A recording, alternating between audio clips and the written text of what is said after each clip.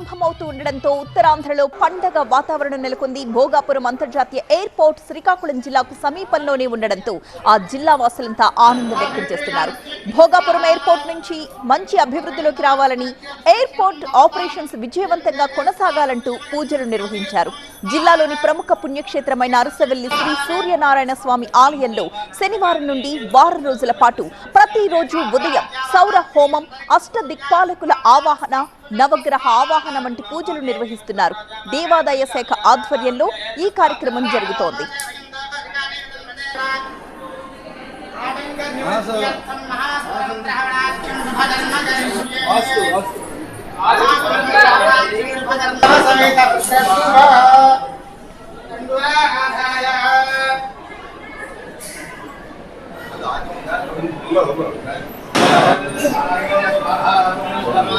ఇక ఎయిర్పోర్ట్ ప్రారంభోత్సవానికి విచ్చేస్తున్న ప్రధాని మోదీ షెడ్యూల్ ఒకసారి మనం చూద్దాం.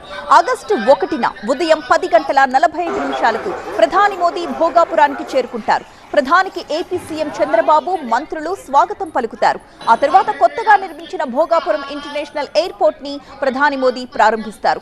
అక్కడే శిలాఫలకాన్ని ఆవిష్కరించి అభివృద్ధి పనులకు ప్రధాని శ్రీకారం చుడతారు. ఆ తర్వాత జరగబోయే బహిరంగ సభలో ప్రధాని మోదీ పాల్గొంటారు. మధ్యాహ్నం 1:05 భోగాపురం నుంచి ప్రధాని ఢిల్లీ బయలుదేరి వెళతారు.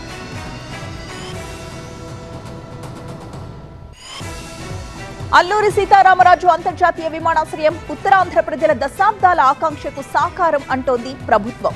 ఈ ఎయిర్పోర్ట్ తో ప్రాంతీయ అభివృద్ధి, పెట్టుబడుల ఆకర్షణ, పర్యాటక రంగ విస్తరణ, ఉపాధి అవకాశాలు లభించడమే కాకుండా ప్రపంచంతో ఉత్తరాంధ్ర అనుసంధానానికి నూతన దారులు తెరుస్తుందని ప్రభుత్వం చెబుతోంది.